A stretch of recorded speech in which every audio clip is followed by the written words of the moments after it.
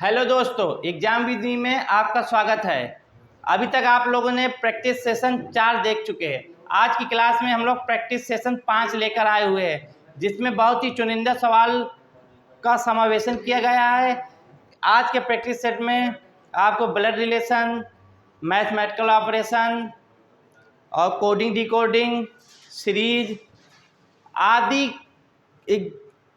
अब चैप्टर के जो आए हुए प्रीवियस ईयर के क्वेश्चन हैं उनको हम लोग इस प्रैक्टिस सेशन में लाए हुए हैं। चलिए आते हैं टॉपिक पर, देखते हैं आज का पहला क्वेश्चन क्या है। पहला क्वेश्चन है, एक माली एक बगीचे में पंक्तियों में पेड़ लगाना चाहता है। कोई एक माली है, वो एक बगीचा है,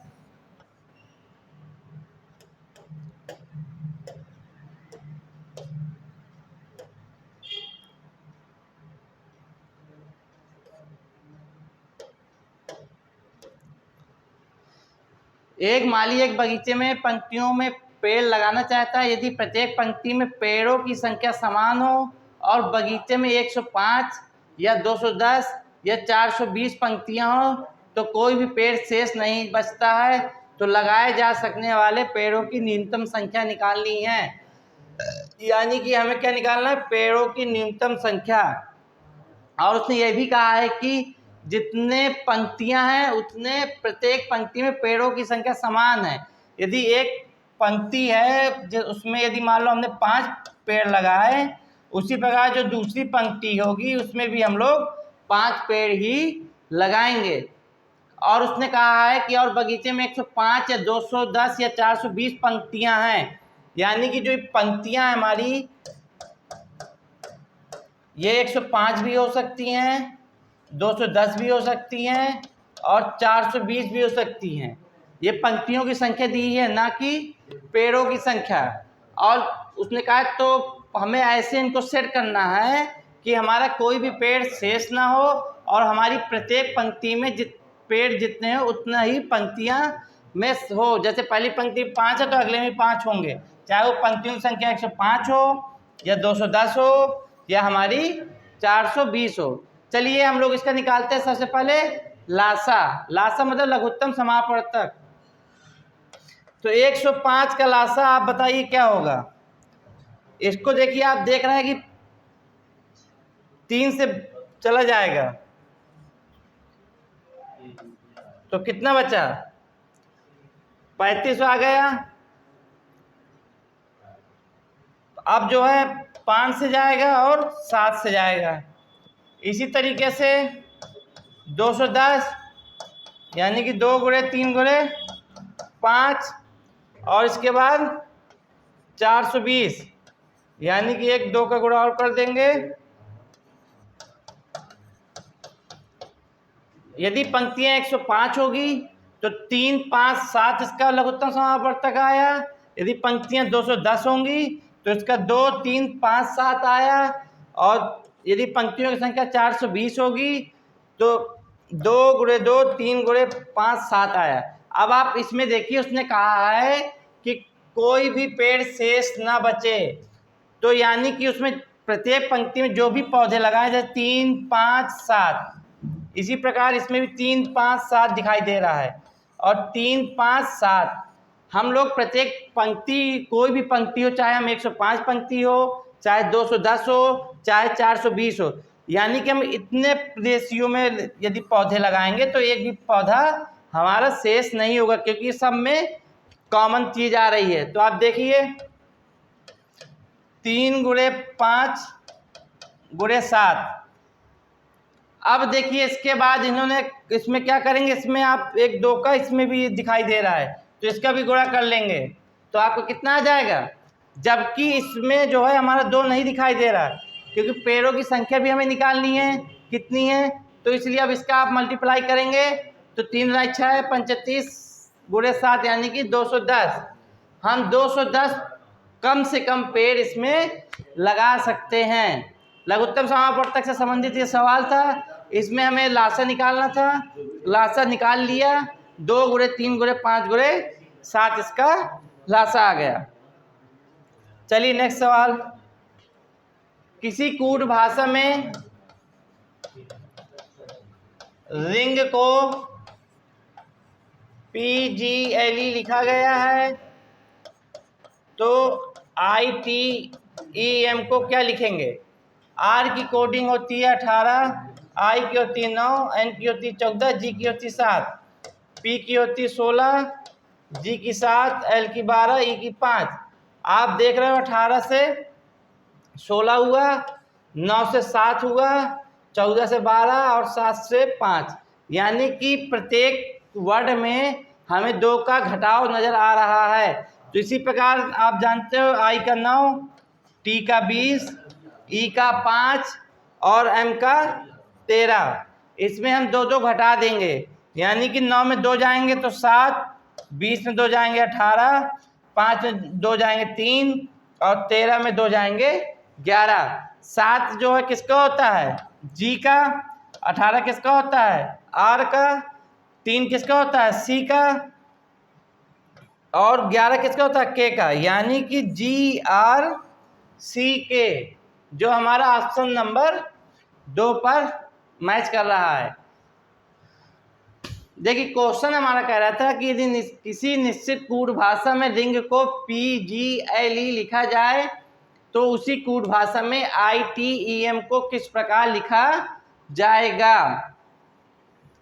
तो आपने देखा कि रिंग को हमने PGLE लिखा, तो उसमें हमने देखा कि 2 की गैपिंग, माइनस में गैपिंग हो रही है। उसी प्रकार R का P हो गया, I का G हो गया, N का L हो गया और G का E हो गया। तो इसी प्रकार हमने ITEM को भी 2 कर दिया, तो I से G हो गया, T से R हो गया, E से C हो गया और M से K हो गया, जो ऑप्शन नंबर B पे है। नेक्स्ट सवाल, ब्लड रिलेशन।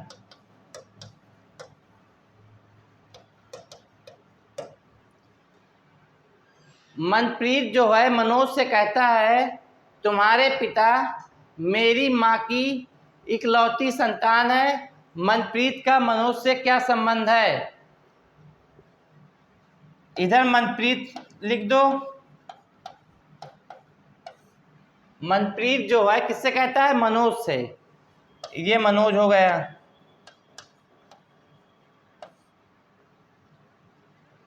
मनप्रीत मनोज से कहता है तुम्हारे पिता, यानी कि किसके पिता? मनोज के पिता।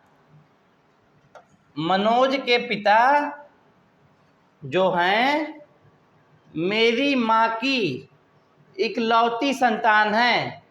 मेरी माँ की यानी कि मनप्रीत की जो माँ है, ये मनप्रीत की माँ हो गई। मनप्रीत की माँ की इकलौती संतान है कौन?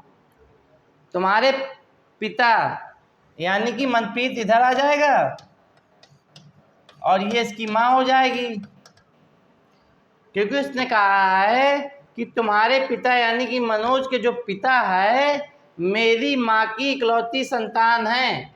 तो मनप्रीत की माँ की इकलौती संतान यानी कि मनप्रीत खुद।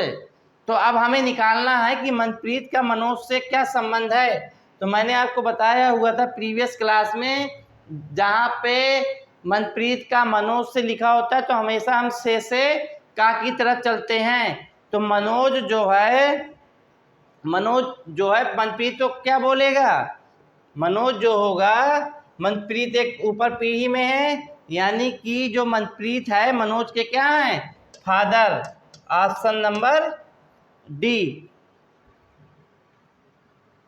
नेक्स्ट सवाल, 4 शब्द दिए गए हैं जिनमें से 3 किसी तरह से संगत है और एक असंगत है, तो असंगत का चयन करना है। यानी कि क्लासिफिकेशन का सवाल है।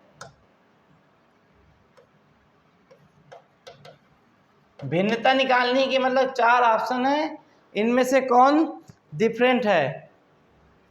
तो आप लोग देख रहे होंगे पहले में लिखा है हमारा गौरैया और दूसरा हमारा लिखा है चोल नहीं चील है इधर। फिर लिखा हुआ है कौआ और फिर लिखा हुआ है एमू। आप देख रहे हैं कि गौरैया जो है हमारी उड़ सकती है और चील भी जो है उड़ सकता है और कौआ भी उड़ सकता है, जबकि जो एमू होता है यह हमारा उड़ नहीं सकता।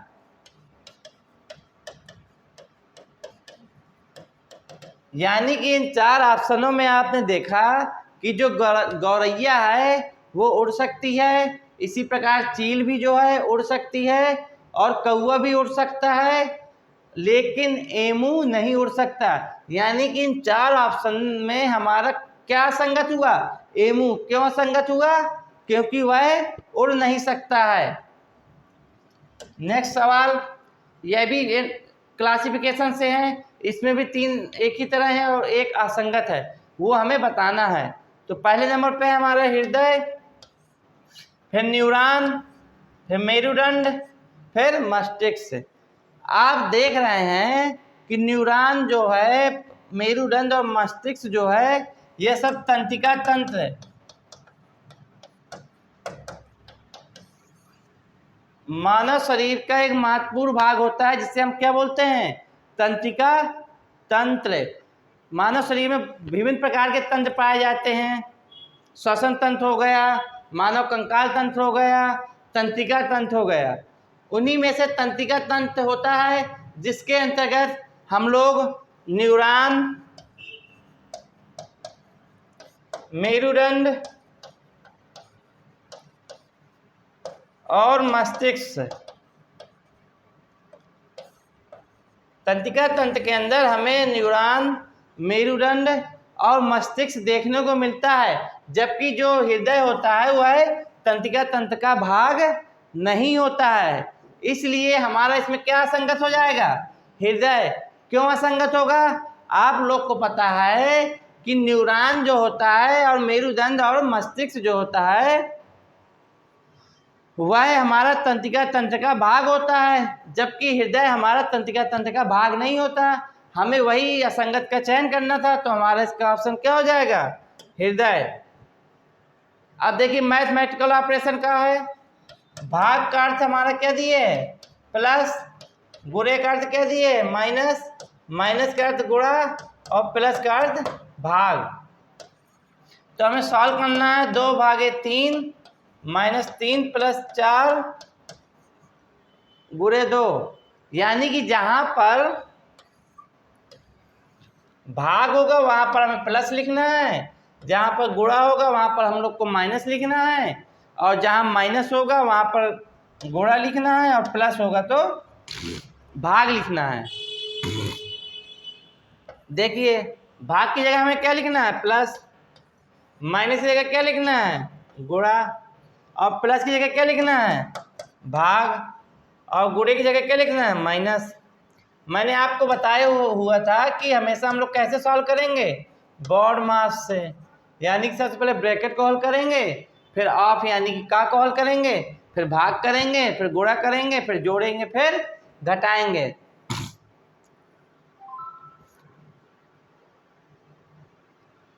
प्लस, भाग का अर्थ प्लस है, गुणे का अर्थ माइनस है, और माइनस का अर्थ गुणा है, और प्लस का अर्थ भाग है। तो 2/3 -3 + 4 गुणे 2। भाग की जगह हम लोग ने प्लस लिख दिया, माइनस की जगह हम लोग ने गुणा लिख दिया, और प्लस की जगह भाग लिख दिया। देखिए अब इसको हल कीजिए। सबसे पहले हम लोग क्या करेंगे? डिवीजन करेंगे। तो 2 लिखा है,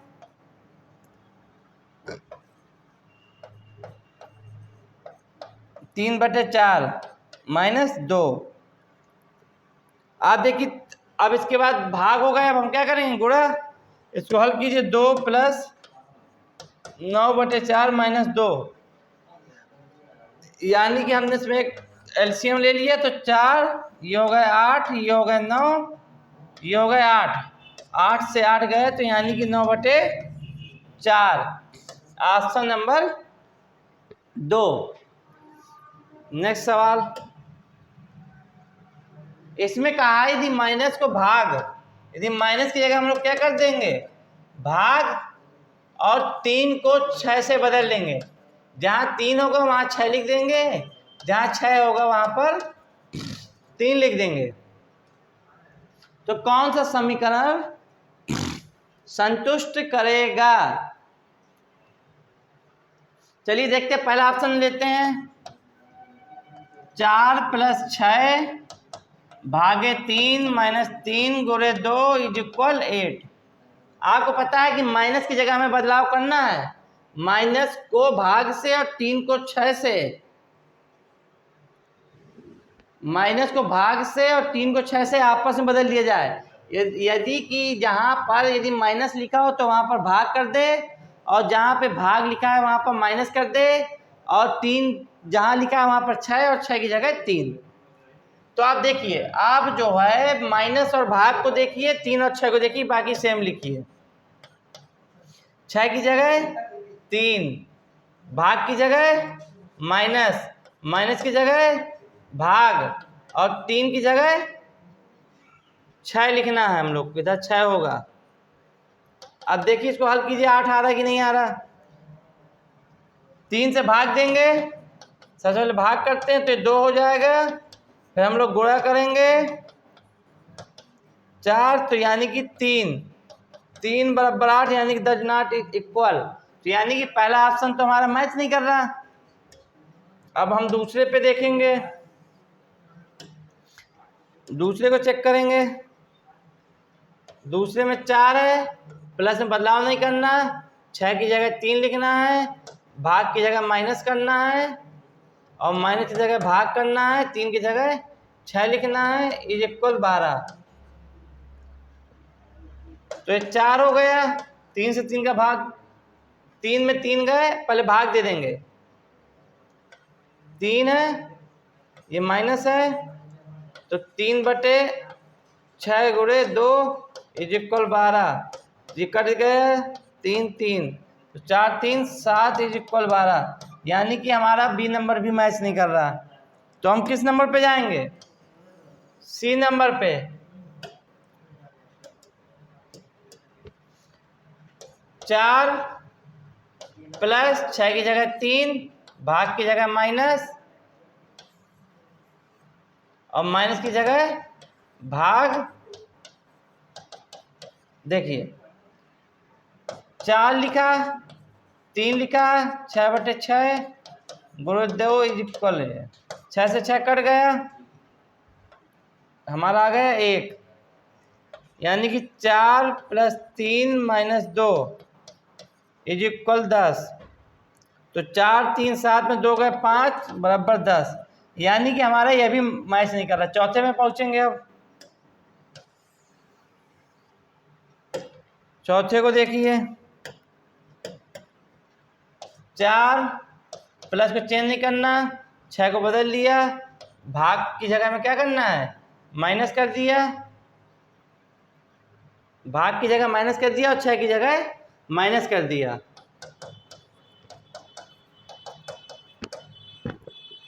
पहले भाग कर लेंगे तो यह 1 आ जाएगा, गुणा कर लेंगे, यानी कि 5 इक्वल 5, जो हमारा ऑप्शन नंबर डी सही होगा। हम लोग इन सवालों को जो ऑप्शन से हल करते हैं, जब भी मानों को आपस से बदलते हैं तो हम लोग ऑप्शन बाई ऑप्शन चेक करते हैं। इसमें हमने ए नंबर देखा तो भी नहीं मैच कर रहा था, फिर बी सॉल्व किया तो भी मैच नहीं किया, फिर सी सॉल्व किया तो भी मैच नहीं किया। तो हम इससे अंदाज़ा लगा सकते थे कि हमारा ऑप्शन नंबर डी सही होगा, लेकिन हम लोग ने सॉल्व करके देख लिया कि हाँ एग्जैक्ट हमारा डी ही सही होगा। नेक्स्ट सवाल, लिखा हुआ है किसी निश्चित कूट भाषा में 4 1 6 7 8 को 3 2 5 8 7 लिखा जाता है, तो उसी कूट भाषा में 6 5 3 3 2 किस प्रकार लिखा जाएगा? यानी कि 4 1 6 7 8 को क्या लिखा? 3 2 5 8 7। तो आप देखिए कि 4 के बाद हमारा क्या होगा? 1 घट गया, इसमें 1 हमारा बढ़ गया, फिर 1 घट गया, फिर 1 बढ़ गया, फिर इसमें 1 घट गया। यानी कि पहला हमारा घट रहा है 1, फिर हमारा 1 बढ़ रहा है, फिर हमारा 1 घट रहा है, फिर 1 हमारा बढ़ रहा है। तो हम इसी प्रकार इसमें भी देखेंगे, 6 5 3 3 2, 6 में 1 पहले घटा देंगे तो 5 आ जाएगा, 5 में 1 बढ़ा देंगे तो 6 आ जाएगा, 3 में 1 घटा देंगे 2 आ जाएगा, 3 में जोड़ देंगे 4 आ जाएगा, 2 में 1 घटा देंगे। तो हमारा आंसर 5 6 2 4 1 जो ऑप्शन नंबर सी पर मैच कर रहा है। हम लोगों ने देखा कि 4 1 6 7 8 को 3 2 5 8 7 लिख रहा है, तो बताना था कि हमें 6 5 3 3 2 को क्या लिखेंगे। यानी कि हमने देखा कि 4 से 3 हो रहा है तो 1 का अंतर आ रहा है लेकिन माइनस में आ रहा है, 1 से 2 हो रहा है 1 का ही अंतर आ रहा है लेकिन प्लस में आ रहा है, 6 से 1 घट रहा है तो 5 आ रहा है, 7 से जुड़ रहा है तो 8 आ रहा है, और 8 से घट रहा है तो 7 आ रहा है। तो इसी प्रकार हमें 6 3 3 2 को कर देना है। तो हमारा ऑप्शन नंबर सी। ये हमारा कथन निष्कर्ष क्वेश्चन है। क्वेश्चन क्या कह रहा है?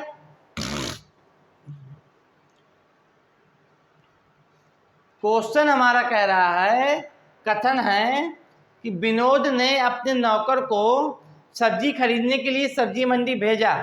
यानी कि कोई व्यक्ति है जिसका नाम क्या है? विनोद। विनोद ने अपने नौकर को, उसका कोई नौकर है, वह सब्जी खरीदने के लिए सब्जी मंडी गया। लौटने के बाद नौकर ने कहा, जब नौकर सब्जी मंडी गया वहाँ से सब्जी ले आया तो उसने अपने मालिक यानी कि विनोद से कहा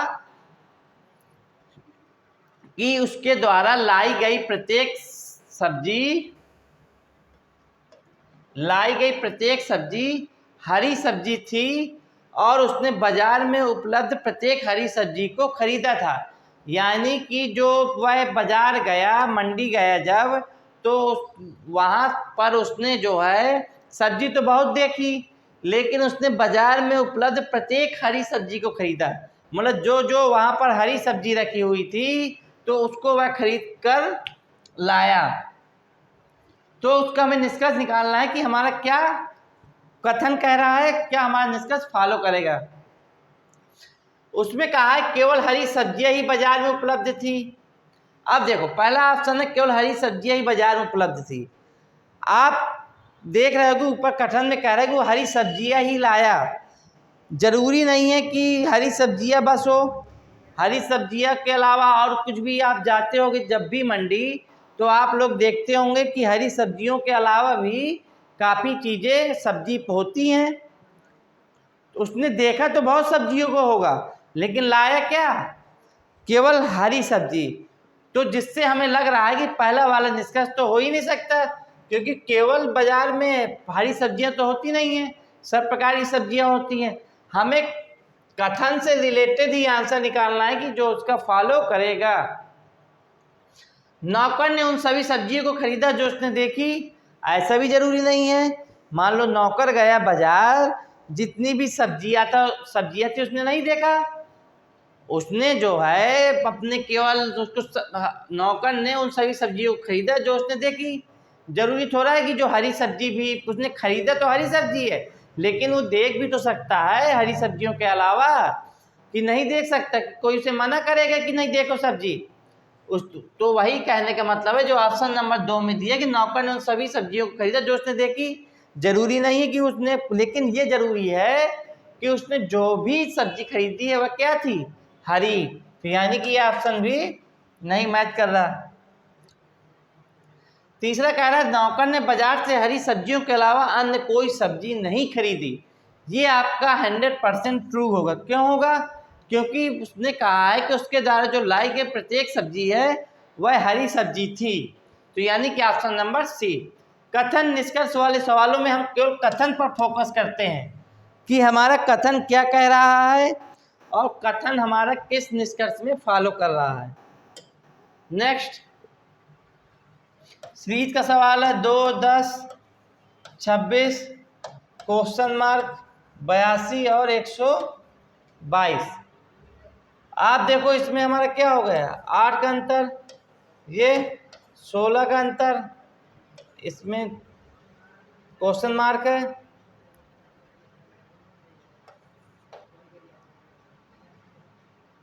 इनमें अंतर देखो, 2 में 2 का 0, यानी कि 40। अब हमें इनमें देख रहे हो अंतर निकाल लेंगे तो हमें पता चल जाएगा क्या होगा। आप देख रहे हो इधर 8 है, इधर 16 है,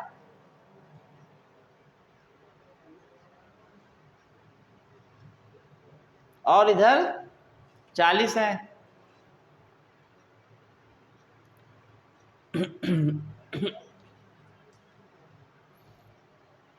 आप देखो इधर 8 है, इधर 16 है, यानी कि हम जैसे 8 का मल्टीपल देखेंगे तो 8 गुना 16 8 24 8 चौको 32 8 पंच 40, यानी कि हमारी 5 संख्या होगी। लेकिन वो 5 संख्या नहीं होगी क्योंकि हमारे तो 4 का ही गैप है ना, 1 2 3 4 5।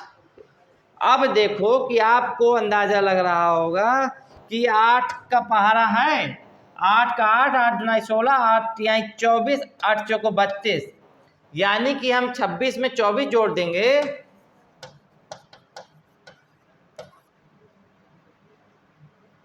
50। यदि मान लो क्वेश्चन मार्क की जगह हमने लिख दिया 50। अब आप अंतर देखेंगे, 2 के बाद 10 यानी कि 8 का अंतर, 10 के बाद 26 यानी कि 16 का अंतर, 26 के बाद 50 यानी कि 24 का अंतर, और 50 के बाद 82 यानी कि 32 का अंतर। तो आपने देखा कि 8 गुना 16 8 यहाँ 24 8 चौको 32 8 पंच 40। तो हमारी जो सीरीज दी थी तो 8 के मल्टीपल में दी थी, तो क्वेश्चन मार्क की जगह हमारा कितना आ गया,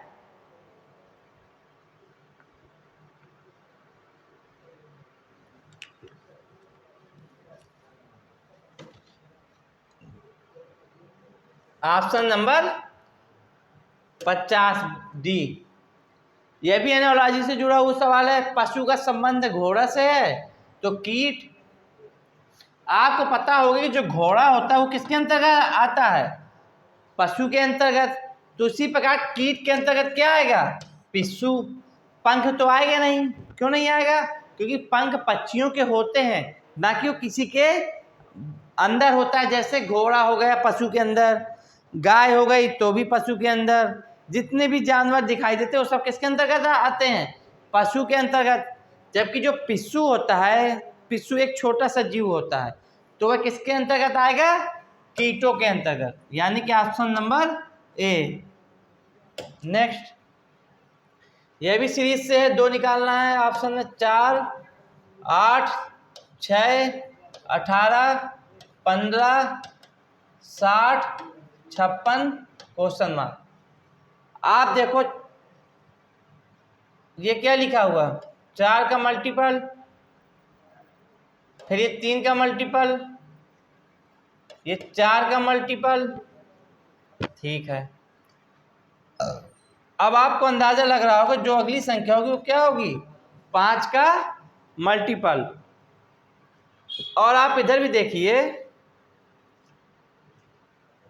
ये हमारा 4 से क्या हुआ, 6 हुआ, यानी कि 2 बढ़ा, 4 से 6 6 2 18 4 से 6 9 2 बढ़ा 6 से 15 हुआ, यानी कि 4 6 3 12।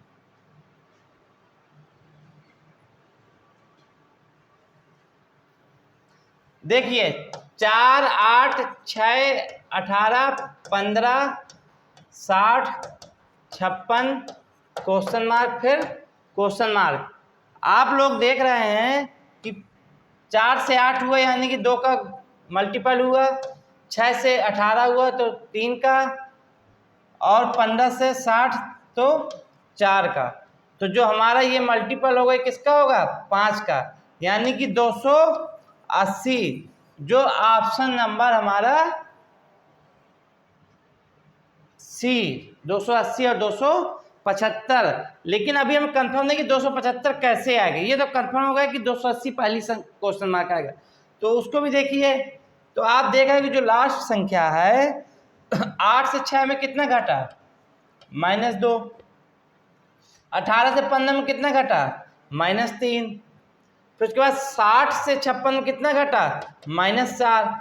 अब जो संख्या होगी वो किस रूप में होगी? -5 के रूप में, यानी कि 280 में 5 जाएंगे तो 275। इसलिए ऑप्शन नंबर आपका सी सही होगा। फिर ये एनोलॉजी का है, दिए गए 4 शब्दों में से 3 किसी तरह से संगत और एक असंगत है, तो असंगत का चयन कीजिए। उपास्थि, हड्डियां, अस्थिबंध, जोड़। आप देख रहे हो उपास्थि क्या होता है? जोड़ होता है। मतलब कि उपास्थि हो गए हमारा, हड्डियां हो गई, अस्थिबंध हो गए, यानी कि यह सब हमारे संयोजी ऊतक के उदाहरण होते हैं, जबकि जोड़ हमारा संयोजी ऊतक का उदाहरण नहीं है। मैंने आप लोग को बताया हुआ था कि जो बी क्लासिफिकेशन का सवाल लगाएंगे तो उनमें 3 असंगत होंगे और एक संगत, 3 मतलब संगत होंगे, एक असंगत होगा। तो आपने देखा कि जो पहला ऑप्शन हमारा दिया है उपास्थि, फिर है हड्डियां, फिर है अस्थिबंध, फिर है जोड़। तो आपने इसमें देखा कि ये सब जो ऊपर के 3 ऑप्शन दिए, ये सब हमारे संयोजी ऊतक के पार्ट्स होते हैं या भाग होते हैं, जबकि जोड़ हमारा संयोजी ऊतक का भाग नहीं होता है। नेक्स्ट सवाल, ब्लड रिलेशन का है, का क्वेश्चन कह रहा है यदि ए जो है बी का पिता है, बी सी की बहन है, डी सी की पत्नी है और ई जो है बी का पुत्र है, तो ई का सी से क्या संबंध है? चलिए आते हैं। ए जो है बी का पिता है, ए बी का पिता है, यानी कि ए ऊपर होगा और पिता है तो उसका मेल साइन लगा दिया। उसके बाद उसने कहा है बी सी की बहन है, बी जो है सी की बहन है, यानी कि बी फीमेल हो गई, ये मेल अभी लेकिन ये कंफर्म नहीं है।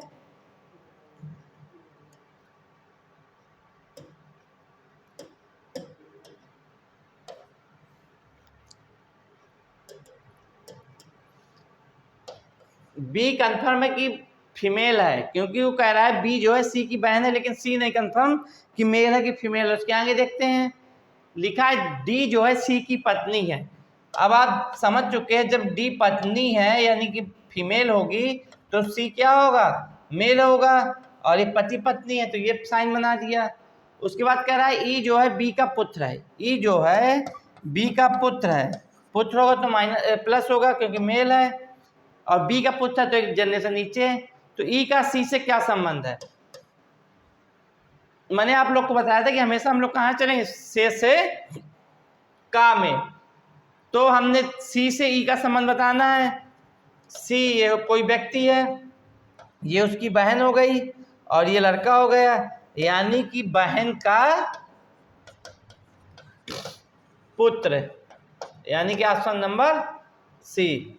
नेक्स्ट, नया निगमन का सवाल है, सभी मार्कर